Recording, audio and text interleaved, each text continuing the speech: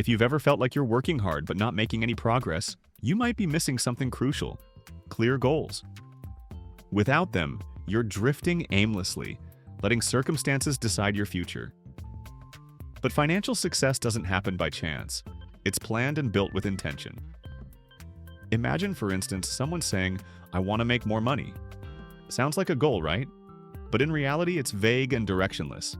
How much money? In what time frame? And how will you achieve it? Now compare that to someone who sets a goal like, "I want to save $10,000 in a year by setting aside $833 each month." That's a specific, measurable, and achievable goal. To create truly effective goals, you can use the SMART method. This ensures your objectives are specific, measurable, achievable, relevant, and time-bound. For example, instead of saying, "I want to invest more," set a goal like, "I want to invest $500 per month in a stock fund for the next 2 years." When you set clear goals, they become your GPS, guiding every financial decision. Without them, it's like driving without knowing your destination. You might end up somewhere, but it's unlikely to be where you want to be. Setting goals is the first step, but without a clear financial plan, those goals remain just words on paper. Financial planning is what transforms your objectives into concrete actions. And believe it or not, this is an area where many people fall short. How often have you heard stories of people who earn well but still live paycheck to paycheck? This happens because it's not about how much you earn, but how you manage what you earn. Financial planning starts with something simple yet powerful: knowing exactly where your money is going. A common mistake is underestimating small daily expenses. That quick coffee here or the Friday night delivery there may seem harmless, but when added up over a month, they can take a significant chunk out of your budget. That's why creating a detailed plan is essential. So, how do you do it? Start with an honest analysis of your income and expenses. Break your spending into categories like housing, transportation, leisure, and savings. Then evaluate where you can cut back or adjust. The goal here is simple: to ensure you always spend less than you earn.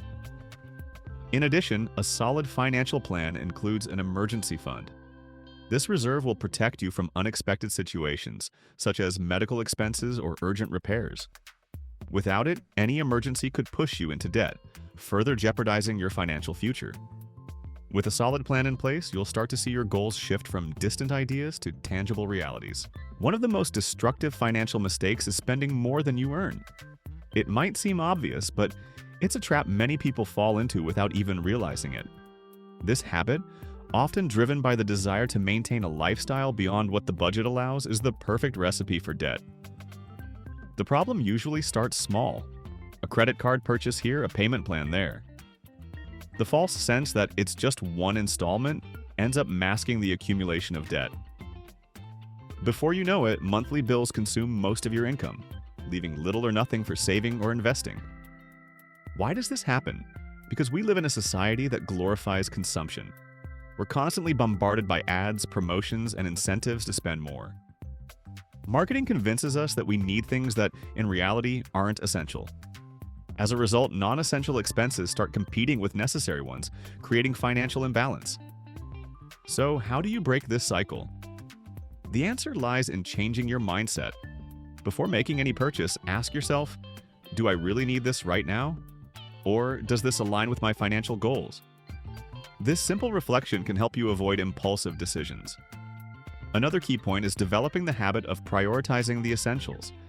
Paying yourself first, setting aside a portion of your income for savings or investments before spending, is a powerful strategy for staying in control. And remember, living within your means doesn't mean giving up everything. It's about finding balance and making conscious choices. Reliance on credit is a natural consequence of spending more than you earn. When your paycheck is no longer enough to cover monthly expenses, credit appears as a savior. But what many fail to realize is that this temporary solution can quickly turn into a dangerous cycle.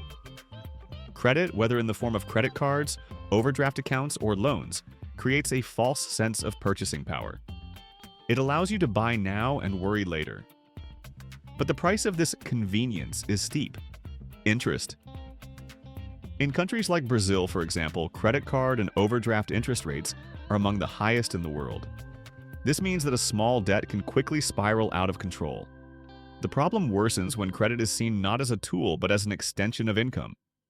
Many people make purchases that don't fit within their budget and end up committing their future earnings to pay for items that often lose value quickly or weren't truly necessary. So, how can you avoid this trap?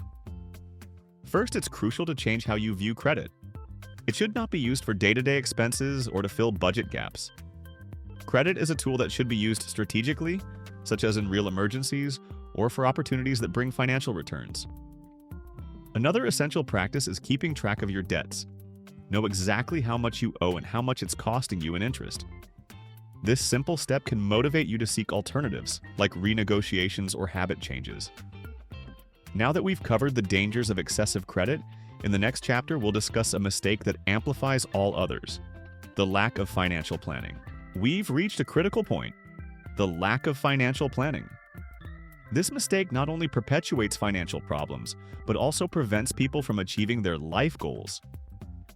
After all, how can you reach a destination if you don't know the way? Many people approach money reactively, dealing with expenses and debts as they arise. This approach is unsustainable. Without a plan, you're constantly putting out fires instead of building a solid future. Financial planning transforms your relationship with money, from something that causes anxiety to something that provides security. The first step in planning your finances is understanding your current situation. Take stock of all your income and expenses. Categorize your spending to identify patterns and spot areas of waste. You might be surprised to discover how much money goes toward items or services that don't add real value to your life. Next, set clear goals. These can be short, medium, or long-term: paying off debt, taking a trip, buying a house, or even ensuring a comfortable retirement. What matters most is that these goals are specific and realistic. Once your goals are defined, it's time to create a budget. A budget is the foundation of any financial plan. It helps you track exactly where your money is going and ensures that you're allocating resources to what truly matters.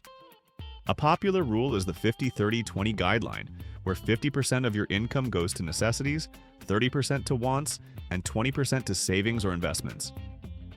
Adjust this ratio to fit your reality, but always prioritize setting aside a portion of what you earn. Finally, review your plan regularly. Life is full of surprises, and what works today may not be sufficient tomorrow. Periodic adjustments help keep your plan aligned with your goals and prevent unpleasant surprises. Now that we've understood the importance of solid financial planning, in the next chapter we'll dive into a behavior that can sabotage any plan: constantly comparing yourself to others. One of the biggest enemies of a balanced financial life is the constant comparison with others. We live in a world where social media and displays of wealth are part of daily life. Photos of luxury cars, exotic vacations, and designer clothes bombard us daily, creating a false perception of success. But there's something important to remember. The life we see online is merely a showcase, not the full stock. When you compare yourself to others, you're ignoring what truly matters: your own journey. This pursuit of external validation drives many people to spend money they don't have, buying things they don't need to impress people who often don't know or care about them. This creates a vicious cycle of consumerism and dissatisfaction, harming not only finances but also mental health. Instead of falling into the comparison trap, it's essential to focus on what's important to you. Your financial goals should reflect your values, not the expectations or standards imposed by others. After all, true financial freedom doesn't come from appearing wealthy, but from living in alignment with what makes sense for you. It's also important to remember that financial success is relative. For some, it may mean having a robust bank balance. For others, it might mean the freedom to work less and spend more time with family. There's no one-size-fits-all formula, and trying to fit into someone else's standard will only take you further away from what truly matters. A helpful practice is to redefine what success means in your life. Ask yourself, what are my values? What do I really want to achieve? These answers will serve as your guide, helping you tune out the external noise and focus on what truly matters. Lastly, remember, you don't need to prove anything to anyone. When you stop comparing yourself to others, you can redirect your energy toward building the life you want at your own pace. And that truly is freedom. Now that we understand how harmful comparisons can be, let's dive into an even deeper topic in the next chapter: the scarcity mindset. The scarcity mindset is like a filter that distorts our perception of money and opportunities. When we believe that there isn't enough for everyone, we create mental barriers that limit our financial potential. This way of thinking is more common than we might realize and is often rooted in beliefs formed during childhood or through experiences of hardship. People with a scarcity mindset struggle to invest in themselves. They see money as something that must be hoarded at all costs, fearing it will run out. This can lead to behaviors such as avoiding any risks, even when a clear opportunity for growth exists. For instance, someone with this mindset might avoid investing in education or business, thinking the immediate expense outweighs the potential future benefit. On the other hand, this mindset can also lead to the opposite extreme: impulsive spending. Some people feel that if they don't take advantage of something now, they'll miss their chance forever. This behavior reflects a constant sense of lack, even when there's no real need to act that way. To overcome the scarcity mindset, it's essential to cultivate an abundance mindset. This doesn't mean believing money falls from the sky or opportunities magically appear. Instead, it's about believing that with effort, strategy, and patience, it's possible to build a solid financial future. It's understanding that money is a tool, not an end in itself. Practices like gratitude can help in this transition. When you acknowledge what you already have, your mind opens to see new possibilities. Additionally, surrounding yourself with people who have a positive mindset about money is crucial. Productive conversations about finances and growth can completely transform your perspective. By adopting an abundance mindset, you start to view money as an ally rather than something that's always slipping through your fingers. This creates a positive cycle where your decisions are guided by confidence and clarity, not fear. Now that we've discussed the scarcity mindset, it's time to move on to our next and final chapter, where we'll talk about the importance of consistency and patience in the wealth building process. We've reached the final chapter, and without a doubt, one of the most crucial: the importance of consistency and patience. Often, wealth building is seen as a quick race or a game of luck, where success comes from a stroke of fortune or a single big opportunity. However, the reality is that true wealth is built over time through small but consistent steps. Consistency is the key to turning positive financial habits into tangible results. This means that even if the outcomes aren't immediately visible, the act of continuing to make sound financial decisions month after month is what drives long-term growth. For example, investing a small amount every month may seem insignificant at first, but when done consistently over the years, it can result in a substantial amount thanks to the power of compound interest. Patience is also an essential virtue in this process. Many people abandon their financial goals because they don't see quick results. However, the path to wealth is rarely a straight line. There are ups and downs, and opportunities don't appear overnight. Patience teaches us to trust the process, even when immediate results are not evident. The secret here is understanding that true wealth doesn't come from rushing, but from perseverance. Each small step, each wise financial decision adds up to achieve the ultimate goal. And this extends beyond just money. Patience also reflects in other areas of life, such as personal and professional growth.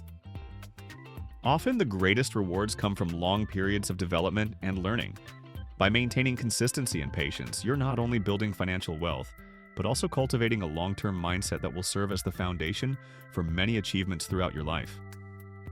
Now, as we conclude this journey, I hope you have a clearer vision of how mindset, habits, and actions play a fundamental role in creating and sustaining wealth.